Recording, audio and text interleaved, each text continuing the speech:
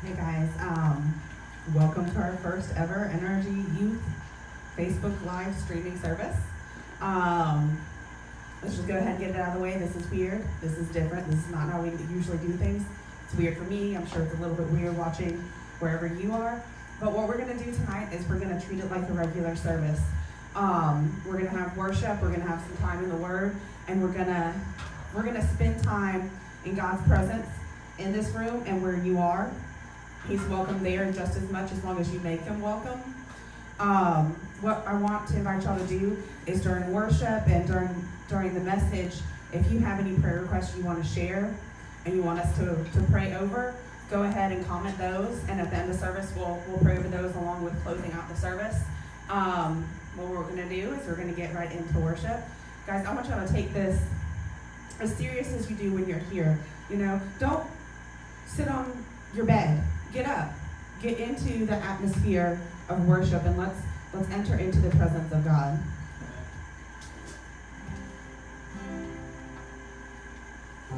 Oh, first live stream failed. Didn't plug my guitar in. You guys still love me though. You're making fun of me right now.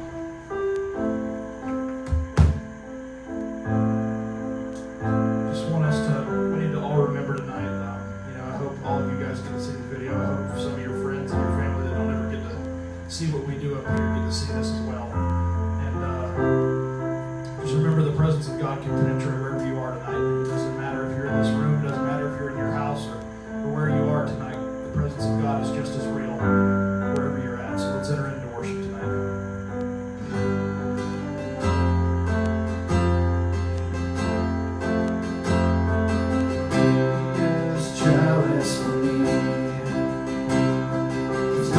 Like a hurricane, I am a tree, bending beneath the weight of his wind and mercy.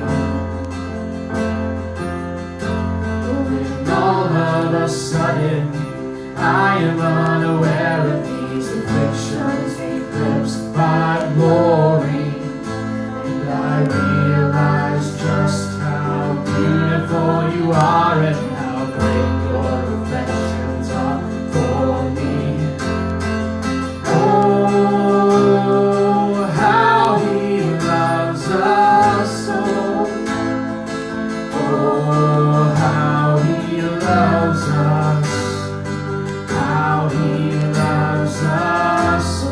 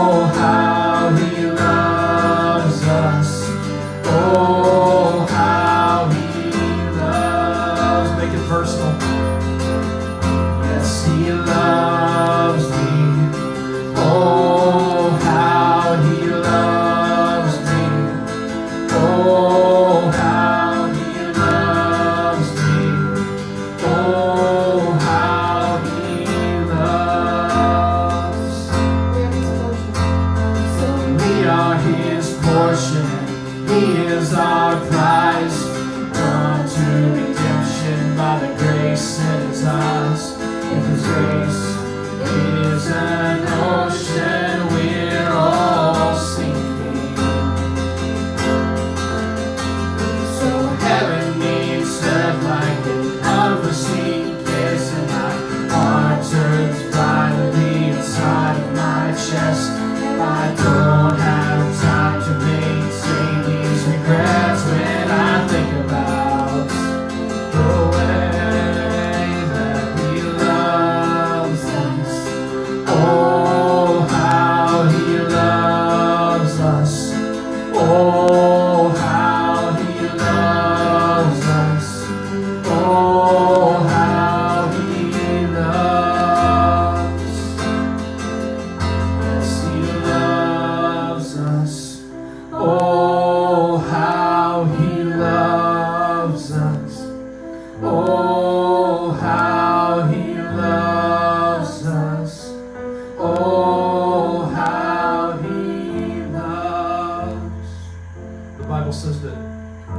demonstrated his own love for us, and that while we were still sinners, he sent Christ to die for us. Wherever you are tonight, whatever you're going through tonight, understand and know that the love of God covers all things. The love of God covers every sin that you've ever committed, that you're ever going to commit, because we're not perfect. We're human and we're going to mess up, and the love of God already went there. The love of God already purchased our hearts. And He's got a plan for your life tonight. He loves you unconditionally. God, we thank you for your love tonight, Jesus.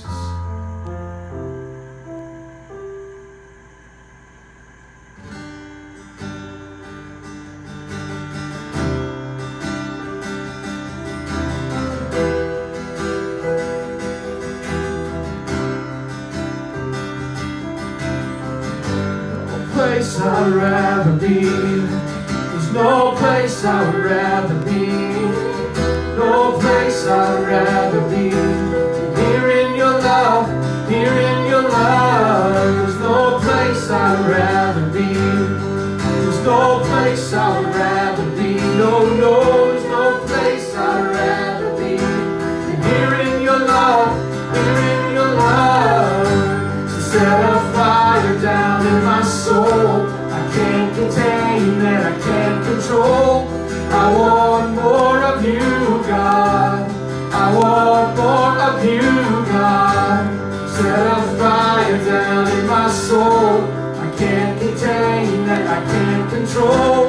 I want more of you, God.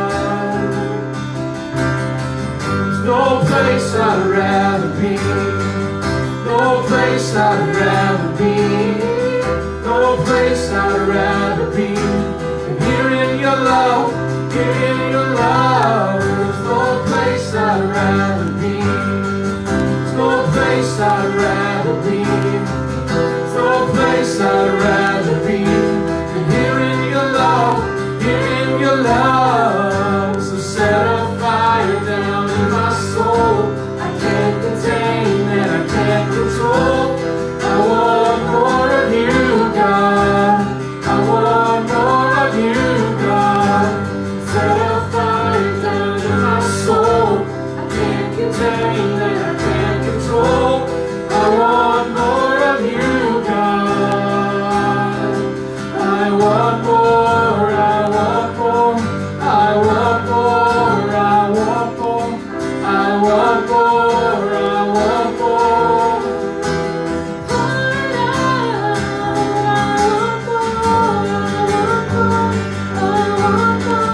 I want more, I want more, I want more. Pour it out. Set a fire down in my soul. I can't contain that I can't control. I want more of you, God. I want more of you, God. Set a fire down in my soul. I can't contain that I can't control. I want more of you, God. I want more of you, God. Father God, we just thank you for who you are tonight, Jesus. Lord, we worship you and we praise you tonight, God. Lord, we thank you for what you're going to do in this place. We thank you, Jesus, for the word that's about to go forth, God. I pray each and every person that's going to hear this word tonight, God, will just receive what you have for them. And we'll just enter in, God, into your plans for their life tonight. We thank you and we give you the glory for it in Jesus' name. Amen.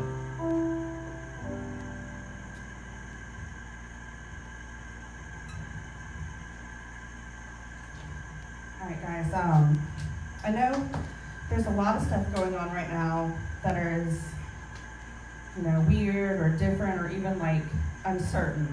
We aren't getting to like live our daily lives how we're used to, and it kind of throws off how we do almost everything. You go to the grocery stores and the shelves are still kind of empty, and you get out on the road and there's a lot less cars than there used to be. And when our routine gets thrown off, or what we expect life to be like gets thrown off, it kind of throws us off. But tonight we're going to look at Psalms 46, and we're going to read it a verse or a couple verses at a time. Let's start with verse 1. Verse 1 says, God is our refuge and our strength, our ever-present help in trouble. During all of this time, like, this is what's going on, this virus and how things are going, not even just the virus, but how our elected officials have reacted to this. None of this is surprising to God. He hasn't stepped back during this time. We're not suddenly on our own during this time. He's still there. It says in that first verse that God is our refuge and strength and ever-present help in trouble. God's our refuge. So I looked up the definition of refuge, and I'm going to replace it, where it says refuge, I'm going to replace it with the definition. God is our condition of being safe or sheltered from pursuit, danger, or trouble. When things like this, like what's currently happening, is going on, God doesn't leave us. He doesn't leave us. He wants to be our refuge. He wants us to draw closer into Him. He wants this to be a time where we seek Him, because we can't really trust and put our faith into how things have been. The only place that we can put our faith and it be secure, or our faith and it be secure, is in God. In verses 2 and 3 it says, therefore we will not fear, though the earth give way and the mountains fall into the heart of the sea, though its waters roar and foam and the mountains quake with their surging. It says that we will not fear. That's a choice we have to make. We have to make the choice, because God is our refuge. He's our foundation. He's our source, that we have to choose not to fear. Fear and worry is a thief of our God-given joy and peace. Therefore, we will not fear. We will place our faith in God, the God who placed the stars in the heaven, the God who already has victory over the enemy. We will choose faith over fear in these times. On the surface, things may look terrible. People may be freaking out, for lack of better words. But none of this is outside of God's control. None of this is outside of His plan. He's already got the end of the book written. None of this is a surprise to Him. We're going to go on to verses 4 through 6. It says, there's a river whose streams make glad the city of God, the holy place where the Most High dwells. God is within her. She will not fall. God will help her at the break of day. Nations are in uproar. Kingdoms fall. He lifts His voice and the earth melts. If I had to pick a verse in the Bible that kind of describes how the whole world is right now, is verse 6. Nations are in uproar. This is not just Pensacola or Escambia County or Santa Rosa County that's affected by this. This is our nation, and this is the nations of the world. They're all facing this right now. And it's leading people either to panic or to hold fast to their faith. And we've got to choose to hold fast to our faith, because we have a source, and our source is God. And having God as our source, we have assurance that this will not overwhelm us. Mm-hmm. God is with us, so we will not fall. Verse 7 says, the Lord Almighty is with us. The God of Jacob is our fortress. Fortress in Greek means, the Greek word for fortress translates or means to make strong, to fortify. So God's desire for this is not just for us to draw close and to make it through. God's plan for this is for us to come out, to bring His church and His people through this stronger than when we went in. He's our fortress. He's trying to make us strong. He's fortifying us as we go through this test or this battle. And as long as we stay connected to Him as our source, we're going to get through this and get through this stronger. Verses 8 and 9. Come and see what the Lord has done. The desolation He has brought on the earth. He makes wars cease to the ends of the earth. He breaks the bow and shatters the spear. He burns the shields with fire. It says, come and see what the Lord has done. God is who was, who is, and who is to come. He is not changing. He's not different than the God of the Bible. He is the exact same. That's right. He is still a miracle worker. He is still a promise keeper. Amen. He is still a light in the darkness. When he promises that he's bringing us through this, those promises still hold true today. That's right. In verse 10, he says, "Be still and know that I am God. I will be exalted among the nations. I will be exalted in the earth." God tells us to be still and know that he is God. Not trust, believe, but know that he is God. Even when things are uncertain, he is still God. Mm-hmm. Even when we feel out of control, he is still God. Even when we struggle with worry, with doubt, with fear, he is still God. That's right. And the Lord Almighty is with us. The creator of the universe. The creator of the universe has promised us not to leave us. I know, we've talked about spiritual warfare lately, and we've talked about not focusing on the physical. And what's going on all around us right now in the physical is a result of what's happening in the spiritual. It says in the Bible that we don't wrestle against flesh and blood, but against powers and principalities. And we recognize this as effects of the spiritual. And as we continue, we've been doing our fast. And wouldn't it just be the enemy to take time, to take this time that we're seeking God and we're trying to fast and we're seeking him and make it more difficult? Not only are we asking you to give up technology for the day, now you don't have school during the day to distract you. You don't have school during the day to take up some of your time. So when you're fasting these things, you're giving them up, it's more of a sacrifice than it would have been on your normal day-to-day. And isn't it just like the enemy to try and see us fail when he knows something big is coming? Mm-hmm. So I want to encourage you guys to keep going with the fast. Keep going. If you've messed up, today's a new day. You don't have to anymore. We can continue and we can finish this big because I know God has a plan for this. He's bringing us through this. He's fortifying us and bringing us through this stronger. What I want to encourage y'all to do this week is to take some time when things start to feel overwhelming, to start to feel like there's not an end in sight. I want y'all to take some time, sit down, and listen to verse 10.